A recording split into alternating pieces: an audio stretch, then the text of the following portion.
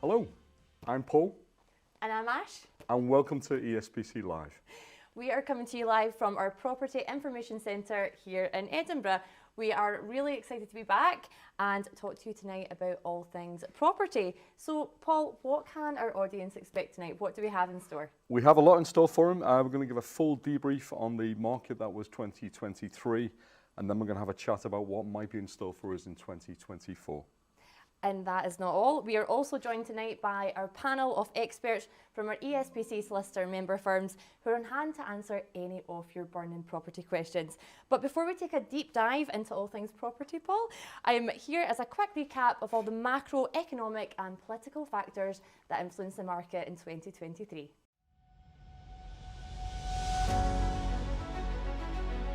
Everyone wants a decent place to live, but a home you can afford seems increasingly hard to find. Mortgage payments are rising for millions as people come off fixed deals. Rents are going up too.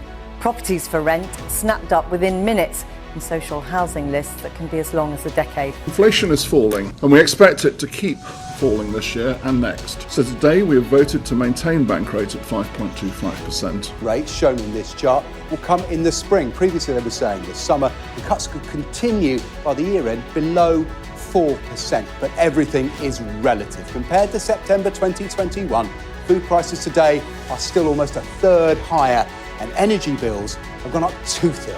So who will be hardest hit? Well, overall, younger homeowners with larger mortgages, specifically younger people in their 30s. They'll be paying almost £360 per month on average more.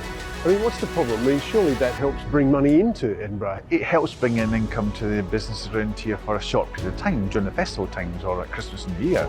What we want to see is people who live here, who use the local businesses and shops all year round, and we want to rebalance that between the short-term lets and residential properties here, particularly in the city centre. Every year that I've lived here as a student for the last 3 years, it's been tougher and tougher to find a flat. There's a rat race every year to find a flat in time for the academic year. We need to do more to create homes and communities in our cities, towns and villages right across Scotland. We need to invest in housing so that families can find the security they need to build their lives in a safe and secure setting. We would reverse the crazy rent freeze that has such a detrimental impact on our cities like Edinburgh. This week, Scotland's capital can declare a housing emergency. And that's the whole issue of EPCs. So if you're going to insulate a property, you have to take off the existing walls, you have to reframe them, you have to put Kingspan in, you have to put in new lighting, you obviously have to put in new windows, and you have to replace the boiler, £7,500, probably with all the pipe work, you're close to £10,000. Now, where are we going to get that money from?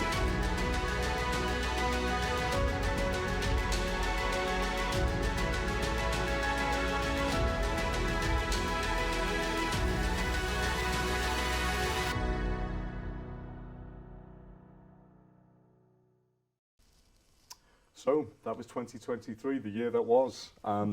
We saw the war in Ukraine continue. We saw 5 interest rate rises. We started the year at 3.5%, finished at 5.25%. And inflation, which dominated the headlines in the year, started the year at 10.1%, but settled down a bit, ended the year at 4%. But certainly earlier on in the year, and we'll talk to our panel about this, there was lots of talk about the property market, that we might see mortgage rates at 7% or so, that we might see a price crash in the housing market, etc., etc. But sentiment certainly changed in the latter half of the year, and we'll have a look at the stats shortly. But certainly there was a feeling once the rates paused and things settled down a little bit that really, you know, when inflation was trending down, that, you know, things had a better feel in the latter half of the year.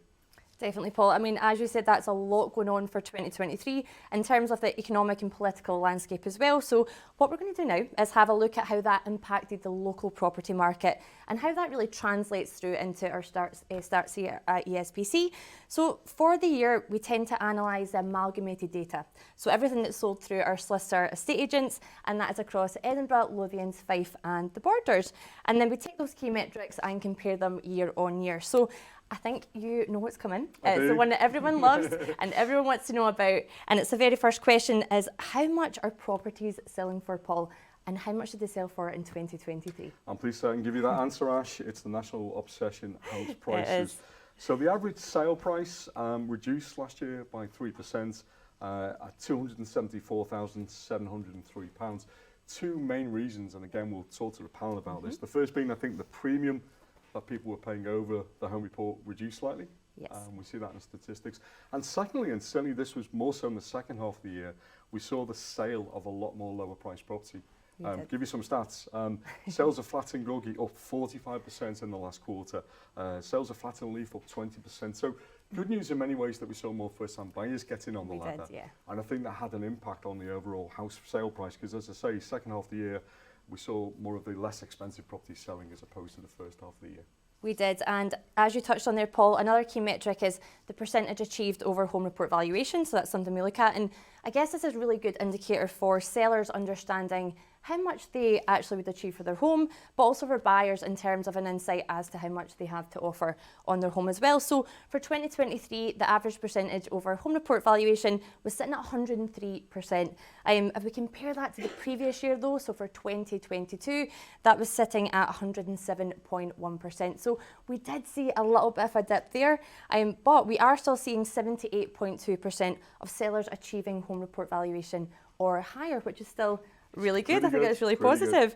So even though we're witnessing slight reductions in the terms of those kind of higher paid premiums being paid compared to post-pandemic, that is due to various factors, and you've just touched on that there. So stock levels and also the types of properties that are coming onto the market. But I think what we can still say is it's really positive market sentiment for both buyers and for sellers. And as you said there, we're seeing a lot more first-time buyers entering the market now, more affordable homes, things are going more fixed price. So I think that's still a positive. It is, and I think certainly one of the reasons we've seen the premium come off a little bit on the overall percentage achieved, the stock is up 45% year on year, so there's more choice out there. And what's that's meant in the second half of the year is that more sellers feel more confident that they can find something to buy after they've sold, so they're coming to market.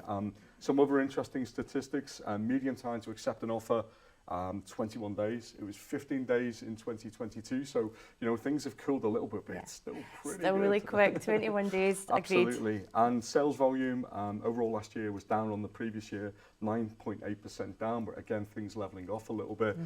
But listings were only down 1.3%, and I think certainly in the second half of the year, as I've said, people have been a little bit more confident and have come to market with their own properties. So that's kind of the stats. Yeah, and I think if we had to summarise there, Paul, so that again is for Edinburgh, Lothians, Fife and the Borders for 2023. We did see average house prices come down. Homes are taking longer to sell, as you've just mentioned. It's cooled off a little bit in terms of median time to under offer. Sellers are still gaining 103% over home report valuation though, and ESPC stock is up year on year. So how does that translate for buyers and sellers, and what would you say overall? Yeah, so overall I think sellers can feel more confident that they will be able to sell. As I say, 21 days, not bad. Yeah. And overall they'll have more choice, 45% more stock. And certainly, as I say, great opportunity for first-time buyers. They're not having to bid as much as they were. So I think in 2024, it's the year of the wood dragon. May also be the year of first-time buyers. That's what we hope. It sounds like it. We hope so. So yeah, so that's the statistics. That's the overall view of there. But I think it's that time, Ash. I think we should go and sit with our panels and have a chat with them about what's really happening at the coalface. Definitely. Let's go see our panels. Okay, let's do that. Okay. Well, that was only a short walk. Ash has got further to go. So Andrew Diamond, partner at Lindsay's, head of property, ESPC chairman. Need I go on? No, that's plenty.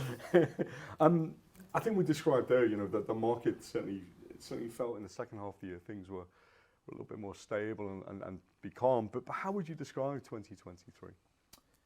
It was a relatively unsettled year, and it was a year of change, I think. We started the year, really wasn't we were still sort of dealing with the fallout from the infamous mini budget. And then, as we've seen in the film, there were a lot of things going on in the world, a lot of things politically, economically. It was an unsettled market. Generally speaking, buyers, sellers, lenders like to know what they're dealing with. They like a settled market. They like to be able to see what's coming around the corner. And when they can't, they probably tend to slightly overreact to that. As the year went on, though, I think we started to see a bit more stability coming into the market. People started to understand the new norm, if you like. We always think when we are seeing things day to day in real time, and we're seeing markets changing, and we think understanding what's going on at the pointy end of what buyers and sellers are doing. It does tend to take about 6 months generally for that to become generally perceived wisdom, for the press to catch up, to get everybody onto the same page. Yes. Until that happens, and until buyers, sellers, agents, surveyors, press are all understanding the market we're dealing with, it becomes very difficult to deal. Yeah. Basically. Yeah, I think you're right. It's a bit of a standoff in the early year between maybe what a buyer would pay and what a seller would accept. But as you say, I think the new reality became clearer, didn't it, in the second half of the year. So. Might be an unfair question, but I'm going to ask you anyway, Andrew. What sold well, and the reverse of that question, what didn't sell well last year?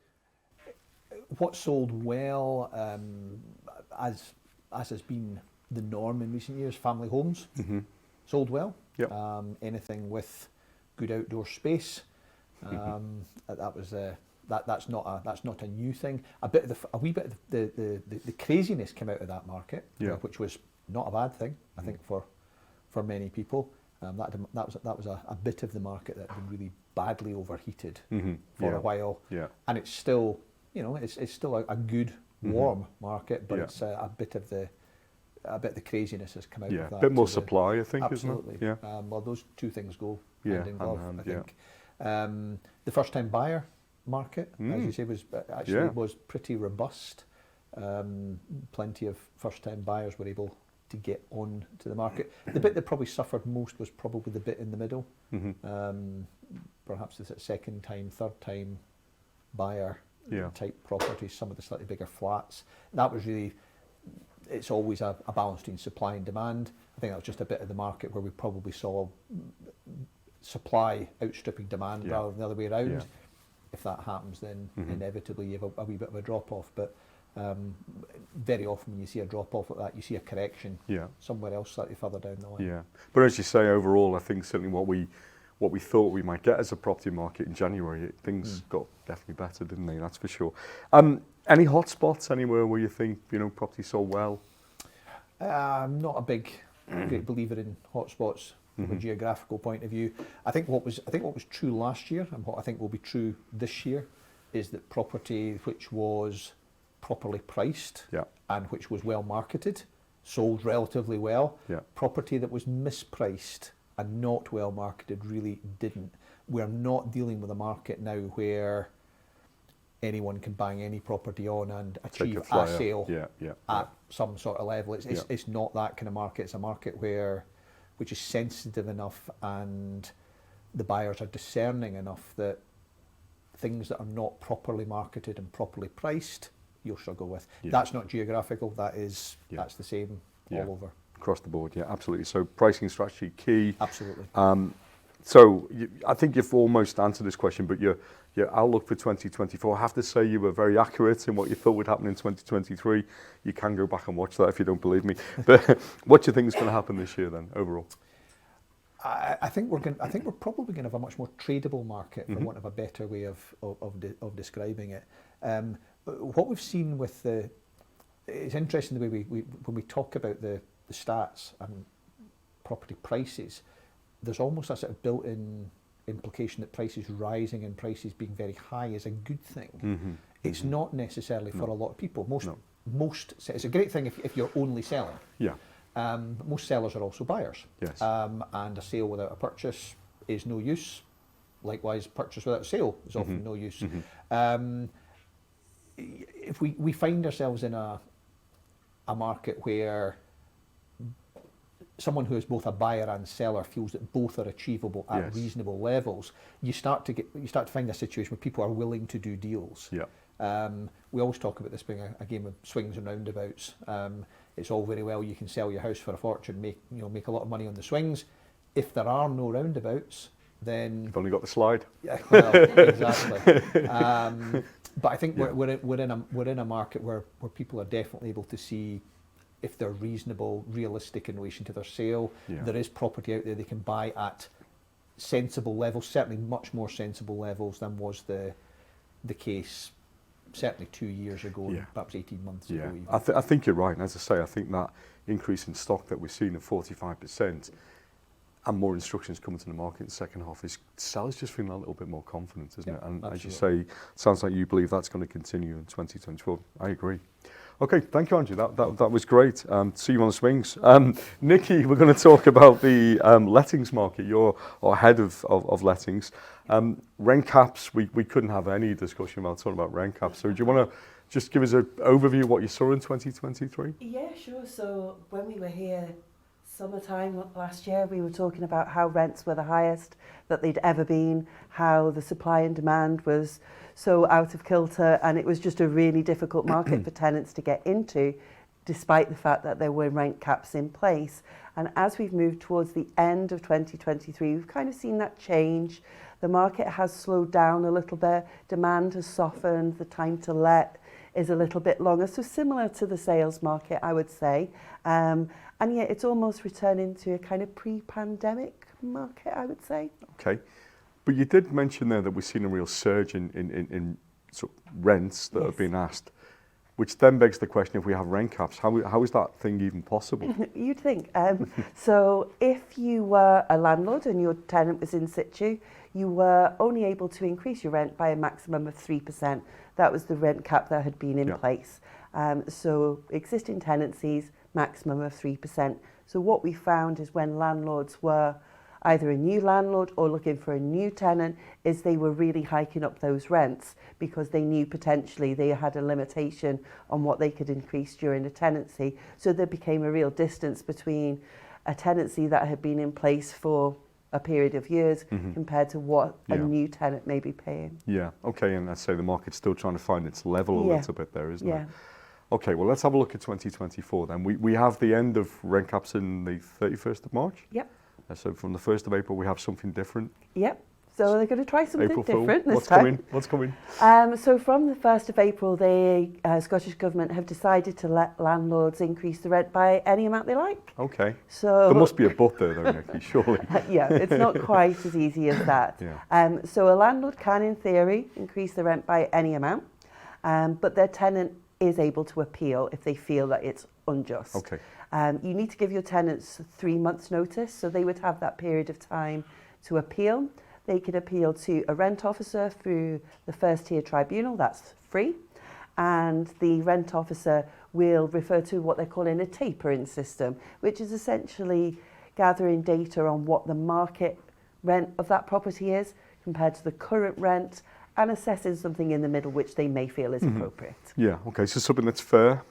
Yep. And how do you see the market playing out in this So year? I think it should make for a more even playing field. I think we might start to see people move around a little bit more. People weren't really doing that. They were sort of sticking. They were staying where they were, whereas Yeah. if landlords are going to start putting up their rent, they might start moving around. So it might re-energise the stock in the market. But I think it's going to be a positive place to be in, and maybe not so difficult to navigate as it was last year. Okay, encouraging. This is going well. Let's get some mortgages. And again, I think this might end well. We'll chat. So David, ESPC mortgages, 2023, we saw 5 interest rate rises. I saw you with your hands in your head a few times in your office. How would you describe the year?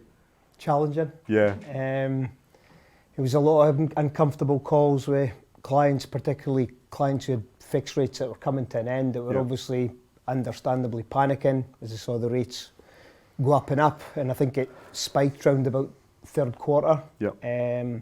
But we started in the last quarter to see a sea of change where it started to stabilise and then actually start to get some positive news with rates gradually coming down. So as the end of the year finished and as we turn into this year, I think we're going back in a more positive direction, albeit not to the ones and twos that we saw before, which were spoilt times. Yeah, I'd say this is the normal It is market, the norm, isn't it? yeah. And I think you're right. I mean, one of the things we wouldn't have predicted this time last year, that we would see a really competitive mortgage market where lenders were almost falling over themselves, weren't they, to slightly undercut each other, and we were back seeing sub 4% mortgages for certain criteria, of course, but there's been a bit of that in the market, isn't it? Lenders keen to do business. There is. I think as you got in the last quarter of 2023, the lenders have got their targets to hit. There's less business going about, so they're all fighting for the sort of level playing field. As we went into 2024, what we did see in the first week or so was really aggressive pricing reductions, which was really positive. And we've got a number of inquiries as well. And as we get up to the present day, I would say that the rates are a little bit more stable at the moment, but any rate bulletin we're getting is still a reduction. And as you say, they're certainly sitting in the 4s at the moment. And for people with good deposits, under 60% loan to value, there is 3s that exist when you're looking at a longer term fixed rate. Okay, well, again, let's get our crystal ball out and have a look at what we think might happen, 2024. The Daily Mail, there are other newspapers available, predicts we might see 6 interest rate reductions this year, which seems a lot. Yeah. What's your own view on where things Well, I hope land? the Daily Mail's right, firstly. They're not right with a lot, but yes, I hope they're right. I think they're right with the sort of headline that there will be rate reductions. I totally agree with that. I think inflation seems to be going in the right direction, which determines the interest rates, but the inflation comes with a number of variables. They reckon the gas and electricity will be reducing in April, but you've got Ukraine war, Middle East, they've got all those variables. But I mean, personally, I think round about April, May, we will see a rate reduction, and I'd like to think that'd be followed by 2 or 3 later in the year. Yeah, but as I say, I think if there's folk waiting for the 1% mortgages, 0.5%, that it's almost we're back to the new reality now, aren't we, really? No, this is the norm, and I think we've been in spoilt times for almost a decade. And I think we need to accept that 3s and 4s is still very favourable. Absolutely, but when I was a lad, 13%. Yeah, no, absolutely, David. That's fine. Thank you very much. Thank you, my panel. I think that's really interesting. Ash, over to you and your panel. Thanks so much, Paul. Yeah, I am joined tonight by our lovely ESPC solicitor estate agents. Welcome, guys. And you're here to answer everyone's questions, aren't you? So if anyone at home does have a question that you'd like to ask, please just get in touch and we'll do our best to try and fire through as many as possible. I always feel this is my Cilla Black moment where I come around saying, what's your name, where are you from, what do you do? So will we start with you, Gavin? Yes. Hi, I'm Gavin from Movate Real Estate. I'm a solicitor and I work closely with our legal and estate agency teams. And I'm James from DMD Solicitors in Christorfen, and I head up the estate agency department there, and I assist clients with putting offers in as well. And I'm Louisa, I'm from Coulters. I'm the head of estate agency there, so mainly on the selling side. Thanks, guys. Well, welcome. Can I just say before we start, there's a making of a very good pop band here. It's like I'm really loving the vibe.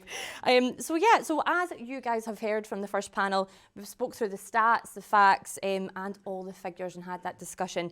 But you guys are out there every single day. You're dealing with buyers and sellers all the time. Does everything that we've been speaking about kind of correlate? And how's the start of 2024 been for you guys? It absolutely does. It's been a really good, strong start to the year. Surprisingly so. I mean, January really kicked off with a bang. Inquiry numbers, viewing numbers, valuation numbers are all really, really strong, much better than January last year. So it's looking really positive. Great, that's a good start. Yep. What about you guys? I would totally agree. I mean, it's just, I think at this time of year, it's always difficult because weather affects people's behaviour. It's a really strange thing in the property market, but I mean, it was quite a quiet spell before Christmas because the weather was really dismal. But then I think January, it feels like people come out of hibernation and it's sort of, starting to get a bit more activity again. Yeah, maybe not tonight. No, exactly. Thanks, James. And Gavin, how are you finding it? Yeah, no, that's the same at Movate as well. Just very positive start to the year. Good. And sellers are maybe being a bit more realistic about prices they'll accept so that they can move on themselves. So Brilliant. Well, that's really encouraging. So a good start to 2024. Long may that continue. So let's dive into some questions. So first of all, we do have some pre-submitted questions that we have had in, so we can start with that and then we'll move on to our live questions. So the first one that we did have in, and Gavin, I'm going to pick on you first. So this was, do you think we have seen the bottom of the market and is now a good time to buy? Good question.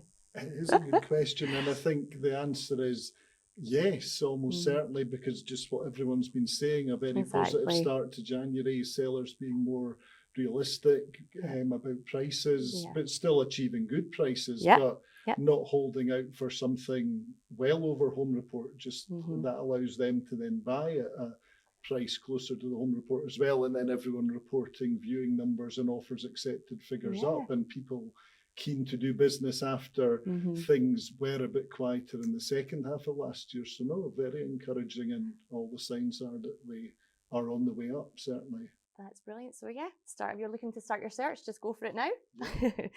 And another question, I'm sure you guys get asked this every single day, every single valuation, but as a current homeowner, should I buy or sell first? Louisa, will come to you for that one. I'd probably answer this question at most of the valuation appointments I go to. I mean, ideally, you would want to sell first, or at least have your property on the market if you're going out house hunting and wanting to put offers in. It puts you in a much stronger position as a purchaser. You're taken more seriously. It's more likely that your offer will be looked at more seriously, particularly if there's any competition for the property that you're interested in.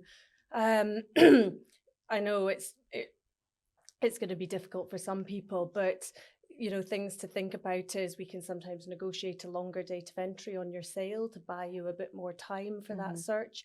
Obviously, if you can, think about moving in with family or take a temporary rental to give yourself more time. But I would say as solicitor estate agents, we are not just interested in getting your sale, the sale bit. We are interested in the whole journey and getting you into your new property as well. And so we will be trying to get you in the best position to actually be successful in that purchase, your onward purchase. For those that do try and buy first, there's just things that you need to be aware of. So if you do have an offer accepted and it's subject to sale, it just means that it will probably be a more stressful situation for you. If you have an offer accepted, it might be that it comes with time frames attached to it. So you might be given, say, 4 weeks to get your property under offer, which will add some stress.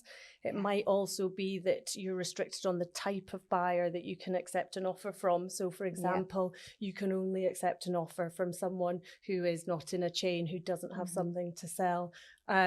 Talk about chains, we are seeing more of them, and it does just make the whole process more stressful for people. If any part of that chain fails, then, all of the sales and purchases can be affected. That was a really insightful answer. Thank you so much. And I think for anyone who is in that position, speaking to a solicitor estate agent is probably the best way to go to get that all-rounded advice, isn't it? Yeah. Yeah. And just on that point, Gavin, you are a conveyancer. How do you see that in terms of the legal aspect? Is there anything that you'd want to add there? Yeah, no, well, Louise has made an excellent point there. Just if you use an ESPC agent, they will delve into the detail of not just, you've got an offer for the property you're selling. They'll be looking at, because they'll be doing the work for your purchase, so they'll be interested in finding out the facts on that. What's the seller's position of that property? Is there a chain, as Louisa mentioned, and delve into details so that you're going into your deals with your eyes open and protected as far as you can be. So only an ESPC agent will do that for you. So.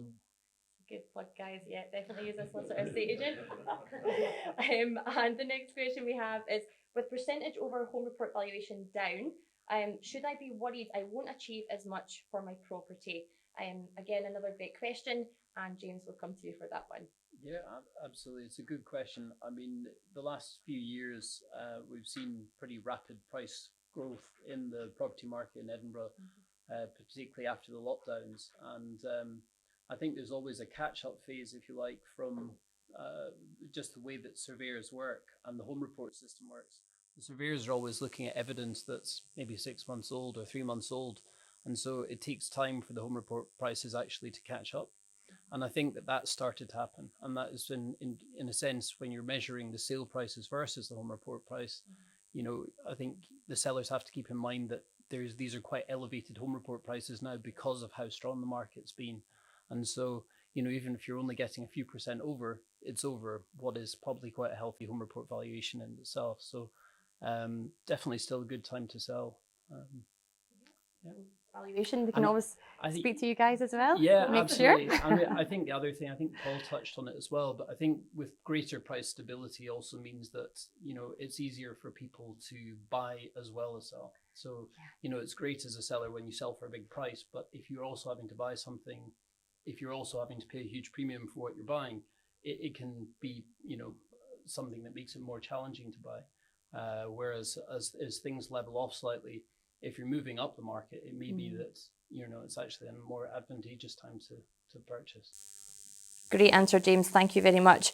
And the next one we have here is, what areas are you seeing most interest and activity in at the moment? Gavin, we'll come back to you. Yeah, well, Leith has always been popular, but it's always popular, especially popular at the moment with the long-awaited tram arriving, and so that's been very positive. Leith's got a great mix of stock, great links by bus or tram into the centre, and just always popular and still proving to be at the start of this year. Also, sort of families are now looking out with the traditional suburbs of Edinburgh to sort of villages maybe lying beyond those suburbs, which are becoming joined on in themselves in areas like Lothian, and regarding those as just part of the wider Edinburgh area. And Fife, particularly since lockdown, where Dunfermline and other parts of Fife saw a big surge of people moving, and those people are continuing to be able to work from home at least part of the time, so people are going further afield. So Dunfermline and the rest of Fife are proving very popular. Popular too, and that definitely is backed up by the data that we see here at ESPC. Leith is always super popular in terms of, you know, sales volumes, and Dunfermline as well. So that's great, thank you. And another one, I'm looking to sell. Should I put my home on now or hold off to spring? Another classic, isn't it? Another good question. Because of how well the market has started this year, I would say there's absolutely no need to hold off at all. The market started, it's moving, there's lots of activity. Get your house on the market as soon as you can. However, my slight caveat would be, if you have a really nice garden, you might want a pop of colour coming up, maybe some bulbs coming up. So that might be the reason that you hold off a bit. But generally, the early bird catches the worm. You know, a lot of people wait till the spring, but by that time there's a lot more property on the market. There's more competition. So go early. Just go for it. If you're thinking about it, just get it on. There we go. And the last question that we have had that was pre-submitted was, as a first-time buyer, what areas would you recommend I look at? James, what areas would you say? Yeah, I think this is always a good question. It always comes down to budget, I think is the answer. And, you know, if you've got a budget of, say, 250,000, something along those lines, you know, areas like Polworth, Roseburn, Dalry, these are good kind of first-time buyer type areas where you've got a good mix of kind of amenity nearby, but still proximity to the city centre. And then, you know, Leith, as you mentioned, Gavin, is, you know, it's had a lot of new development there over the last 15, 20 years. So there's a lot of different options property-wise, both old and new. So depending on what people are looking for. And then if your budget stretches a bit further, I mean, up in the 300 or 400k, I mean, Andrew mentioned some of the mid-level flats have been sort of, they haven't grown as much in price. And I think there's a good opportunity there to negotiate some good deals. So, you know, places like Brunsfield, Marchmont, etc., great areas, traditionally nice tenement style properties with period features. And Conley Bank and Stockbridge, always popular if you've got 300-400k, good areas as well. Yes, it's just really affordability and what you can really afford, but there's so many great areas there. So thank you so much, James. Well, that is us reached the end of our pre-submitted questions. So now we are going to move on to our live questions. So thank you so much to everyone who has been in touch so far. And Paul, I believe that you have one to go. Correct, Ash. I do. I think this one's probably up to David. Comes from one of our podcast listeners. So in our show, when we do have more than one podcast listener, I should point out. But here's the question, David. What's the most common type of insurance that you recommend for home buyers? it's not sort of one size fits all. It's very much tailored to what your circumstances are. When you're buying a house, the non-negotiable is you must have buildings insurance, so that's a non-negotiable. What we do at ESPC is we also sort of analyse and see where else they've got gaps. Quite depressing charts in a way, because you're looking to like protect their income with income protection if they're unable to do their job due to an accident or sickness, which makes sure they can pay for their mortgage, council tax, gas, etc. And the other one you're probably looking at is life insurance with critical illness bolted on, which is paying out in the event of premature death or premature critical illness, a lump sum that will be tailored to match the mortgage and pay it off, because in that event, the last thing you want to worry about is money. So those are the things, but you need to factor in what benefits they get for their employer, what current provisions they've got. So it's not one size fits all, but those are the sort of foundations. No, absolutely, and I just say it's risk versus affordability, isn't it, and everything else. And yeah, but it's a really good question. So thank you, Zoe, for that. Ash, I'm going to pass back to you for. Have another couple for the panel. So one has came in here saying, has energy efficiency become more important to buyers in your experience? I would say it is becoming more important. When home reports first came out, or maybe 15 years ago now, very few people were probably looking at energy efficiency, but now obviously everyone's becoming more conscious of that. Also, if you're buying to let a property out, there are minimum sort of criteria coming in for that a minimum banding needs to be, so that will be increasingly important. So Definitely. Guys, anything to add there? Yeah, agree. Yeah, it's affected the buy-to-let mortgages. It's happened a few times where if things aren't at the required level, then work needs to be done, or a plan put in place and things for people to actually go ahead with their buy-to-let purchases. And also just, I think it's just obvious now with heating costs being more expensive, people are just conscious of, and they're asking questions around the EPC and saying, just checking the accuracy of them as well. Rightly so, yeah. Yeah, I agree with everything that's been said. I think when home reports first came out, no one really looked at the EPC, but they're definitely becoming, more relevant. And things like electric, for example, an electric car charging point, is becoming more relevant if people are more interested in that kind of thing. So, yeah. That's great to know. Thank you so much. We've got another question. Just fire them at you right now. So you've mentioned solicitor estate agents a few times, just a couple. Thanks. But yes, sorry, what's the advantage of using one? If I'm only buying, do I need to use a solicitor estate agent? Really good question. Thank you. If you're only buying, you still enjoy the benefit of, if you're using someone that has a legal team and an estate agency team, you get the best of both worlds, because the estate agency team can input if you're just buying as to what prices are going of similar properties, and the two teams within each firm will work together. And then the same on the legal side, you can get advice from the estate agency team and work together, and that applies in sales as well. You can sort of, if somebody's coming to market, the estate agency team can speak to the legal team and sort of get tips as to how things should be marketed, or maybe things that need to be addressed before you come to market. So yeah, that's brilliant, Gavin. Totally bang on.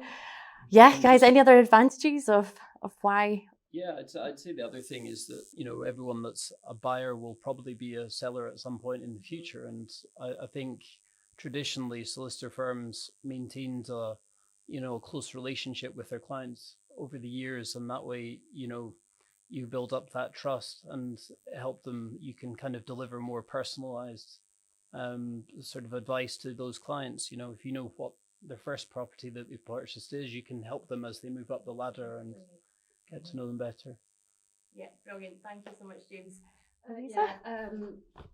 We all sit together in an office, the estate agency team and the conveyancers, so we're hearing what's going on, between the teams, and we're keeping up to date with, what's happening in the sales market, what's happening in the purchase market.